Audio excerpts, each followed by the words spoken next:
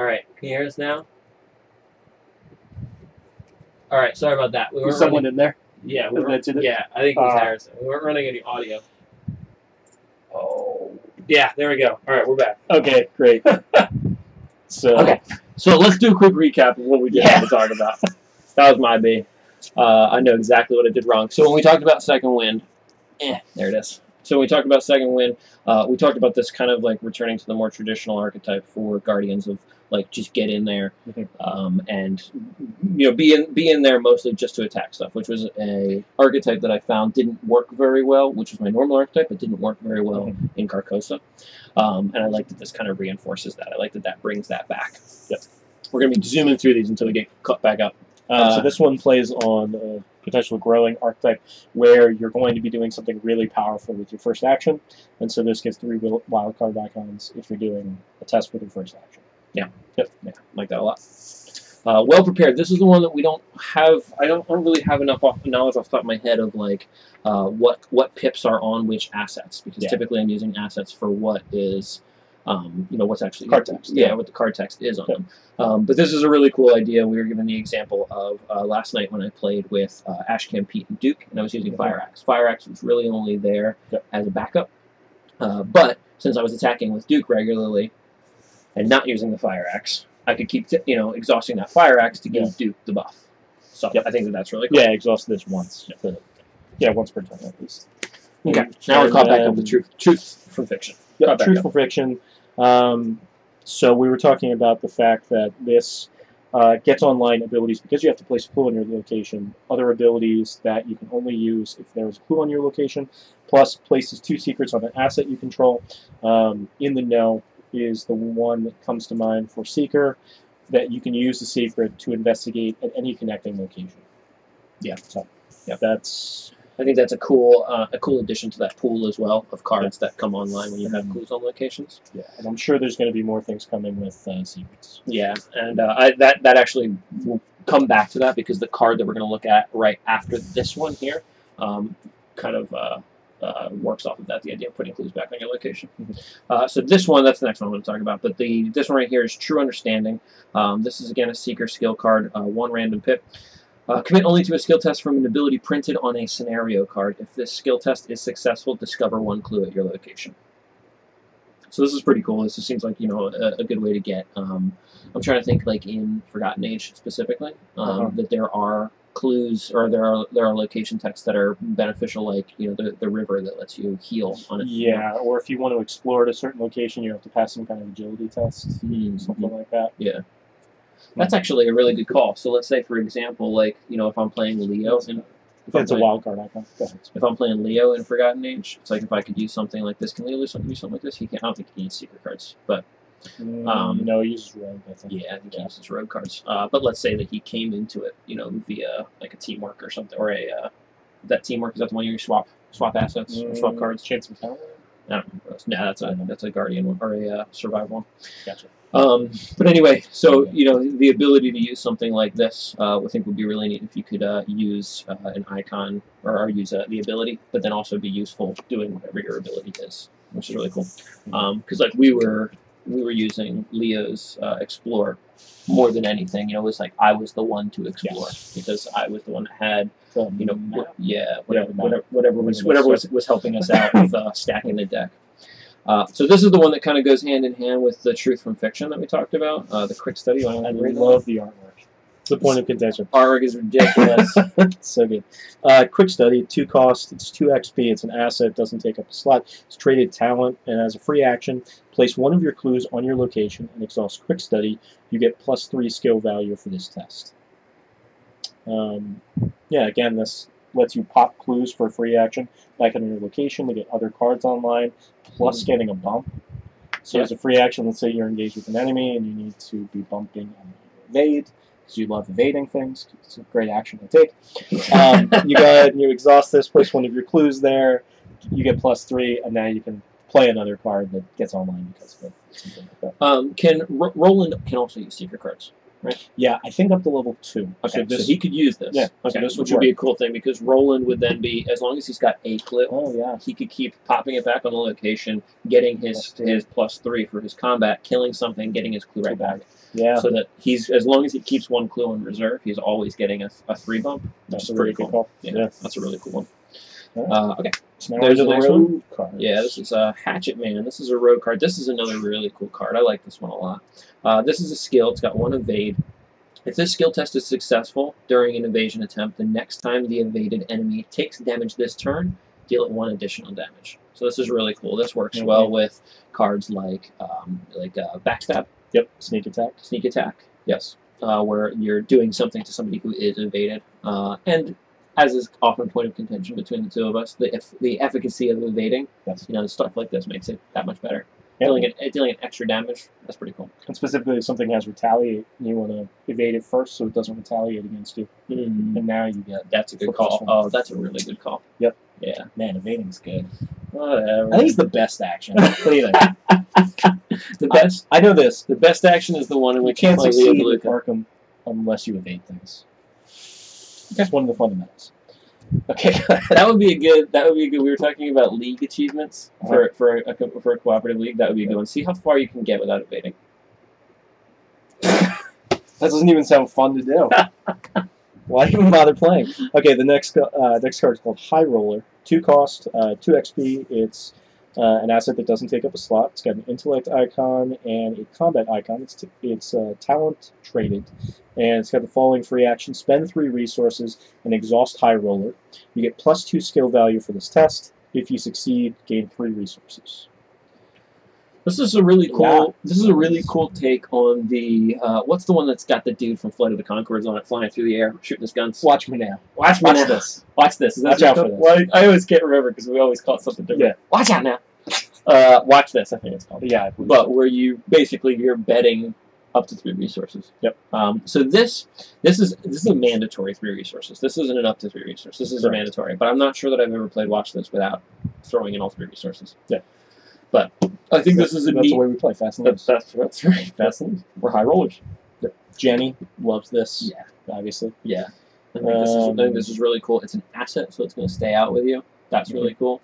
And then, let's say, for example, we were looking at Well Prepared and exhausting that to get a bump to your combat and your investigation. Really cool. Yeah. Great card. I'm struggling to find other reasons why you would use Watch This anymore when you could have that. You could have High Roller. Yeah, I feel like Watch This has some good pips on it, but that's about it. I think it's 0 XP. 3. It is 0 XP. You're right about that. That's the biggest thing. Yeah, so you start with that, and then you can take it out and then upgrade into High Roller. Yeah, that is cool. Yeah. Okay, moving on to the Mystic cards here. That's the Mystics. Okay, so the first card we've got from Mystics is called Enraptured. It's a skill. It's got 1 intellect icon. It's got the trait Practiced, which I don't think we've really seen that interact with anything yet. If the skill test is successful during an investigation, place 1 charge or secret on an asset you control.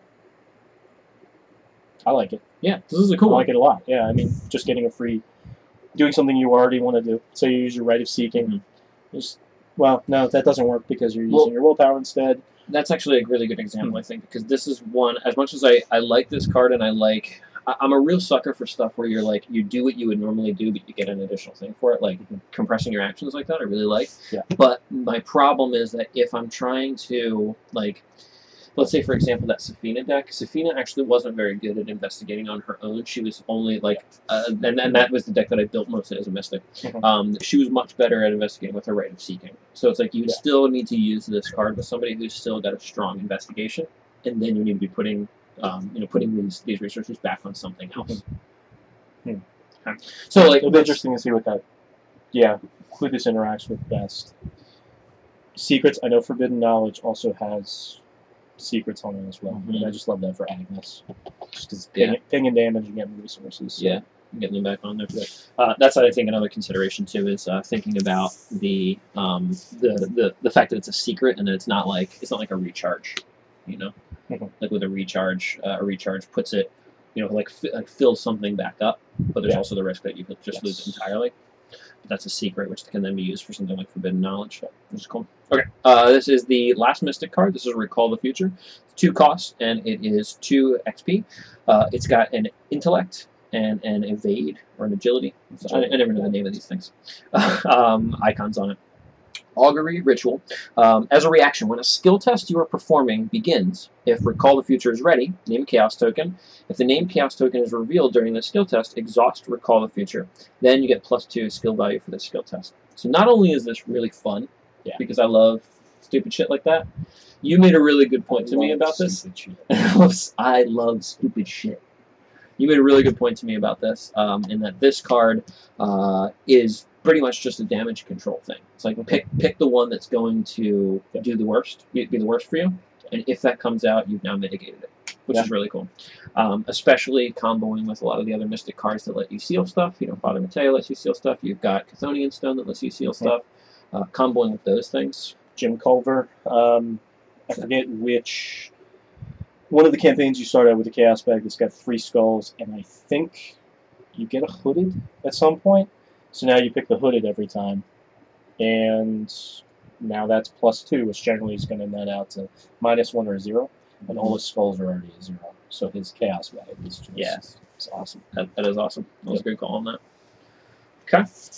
We're done with the Mystics, and now we're on to the Survivors.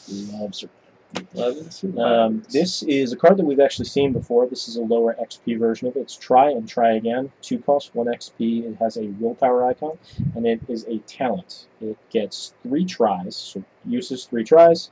I think that's actually different. The 4 XP version of it doesn't have a certain number of uses. So it's got 3 tries. If Try and Try Again has no tries, you discard it as a reaction. After a skill test is failed, if a skill card you own is committed to that test, exhaust this card and spend 1 try to return that skill card to your hand. Yeah, that's especially for Survivors. It's a great card. This is a total Survivor card. This Rabbit's Foot, getting a card back, drawing a card, just getting tons of options. With Silas, you're already going to be getting a lot of skill cards back from your graveyard. You discard whatever. Graveyard. You can scavenge for stuff, resourceful. So it's just playing into that theme of being able to get stuff back. Yeah, I think that's really cool. And then also the scenario that we were playing last night. This came up with the scenario that we were playing last night, and the way that we were playing is that I really felt like the deck that I was using could have used a ton more skill cards, and then I could eliminate a lot of the stuff because I had stuff that would bring stuff back from the discard, and then also had skill cards. So to be able to, I think, to just recur, keep putting all that stuff right back in. I think it's really cool. Yeah, the ability to recur if you fail, and then recur if you succeed with resourceful. Yeah, that's cool. That's a cool synergy there. Okay, last card. This is the last Survivor card. This is Cornered. It is a 2 cost, 2 experience. It's got a willpower and a fight pip, combat pip. It's a talent. As a free action, discard 1 card from your hand, and you get +2 skill value for this skill test. Limit once per test. So this is basically like having an Unexpected Courage. Yep. Except that you can't commit it to other people. It's yours only. And that with Unexpected Courage, you could put 1 in and then also throw in like an Overpower or whatever, manual dexterity, whatever you needed to throw into there. But the fact that this is an asset, so you always have it at your disposal, is really cool. And you can take a Perception and now use it as a manual dexterity with this. And then if you're Silas, now you can go ahead and scoop it back. If you're Wendy, you have your Amulet out, which you can play events from your discard pile. Now you're just constantly discarding stuff that you want to be playing to get the +2, and then playing it from your discard. So that's what I was going to say. Tons of options. Yeah, I think that's really cool, and that really ties together. I think one of the things that I constantly worry about when I'm trying to think about putting together a Survivor deck is just like, how often am I going to be able to get these back? Like last night, I built the Ashcan Pete deck. I don't play Survivors too much, but I built that deck, and I was like, how often am I going to be able to get all this stuff back? I think that doing this is pretty cool. Like purposefully discarding stuff once you have something online to bring it back. And then purposefully discarding just to get it right back. Yeah, I love it. Survivor's my favorite class. Just you like the tricks, the recursion and the tricks. Love it. And then the very last one, which we won't show, this is an upgraded Relic of Ages, which is a story asset, so we won't show that. I think that overall, I was initially kind of underwhelmed with this pack, but I think that, after talking with you about it, I think that there's a lot of cool stuff. Yeah, I like it a lot. I mean, it seemed like there were more.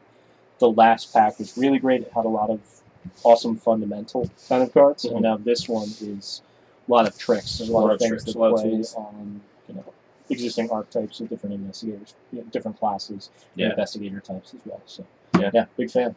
Well, cool. Thanks everybody for watching. Yeah. We are Dick's Over Damage, and we are finished our lunch break, so we have to get back to work. Dick's out. Dick's out. Boom.